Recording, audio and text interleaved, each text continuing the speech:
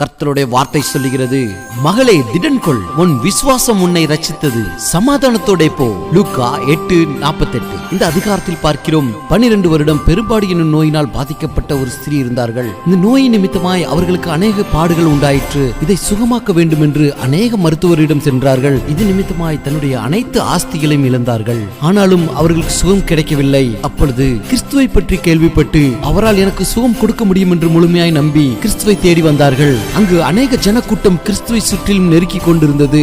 ஆனாலும் நான் கிறிஸ்துவின் வஸ்திரத்தின் ஓரத்தை ஆகிலும் தொடுவேன் என்று விசுவாசத்தோடு அந்த ஸ்திரீ தொட்டார்கள். அப்பொழுது அவர்களுக்கு சுகம் கிடைத்தது. இந்த நாளிலும் நம்முடைய ஆசீர்வாதங்களுக்காக, தேவைகளுக்காக, தடைப்பட்ட காரியங்களுக்காக அநேக இடங்களில் ஓடிக்கொண்டிருக்கிறோம். நாமும் அந்த ஸ்திரீ எடுத்த முடிவை போல, கிறிஸ்து எனக்கு போதும், அவரால் எனக்கு உயர்வை கட்டளையிட முடியும் என்று முழு மனதோடு விசுவாசித்து நம் கர்த்தரை தேடுவோமானால் கர்த்தர் நம்மையும் விடுதலையாக்குவார். நாம் அறிக்கையிடுவோம், இயேசுவே நீர் எனக்கு போதும்.